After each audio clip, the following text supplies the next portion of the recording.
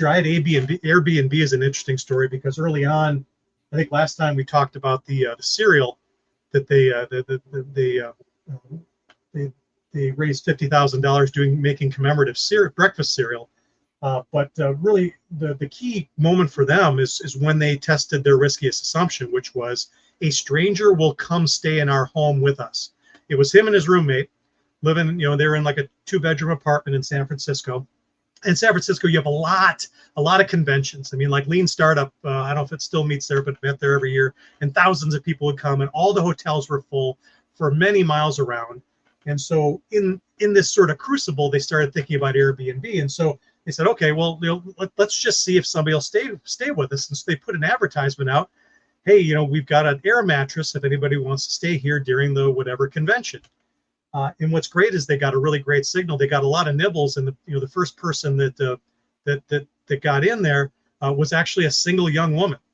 And I don't know about you, but I mean, I wouldn't want my daughter doing this, but the signal from a single young woman, yes, I will come stay with two male strangers in their home, is a pretty big signal that this is something that's solving a big problem for people.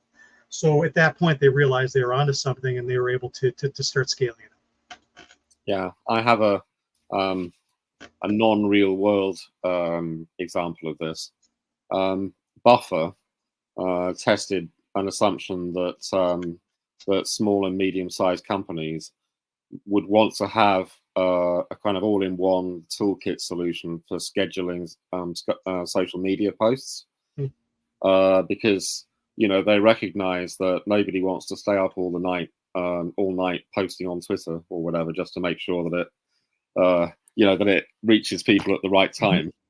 And scheduling things didn't exist until they started experimenting with the idea that you could delay when something got published.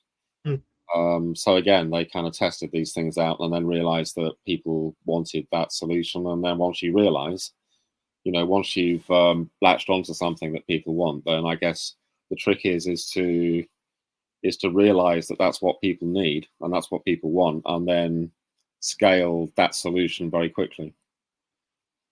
A little bit like the Dropbox example I think we talked about last week as well. It's like, what's the smallest thing that we can produce to get the reaction that we need to justify the expense in time and cost of scaling up.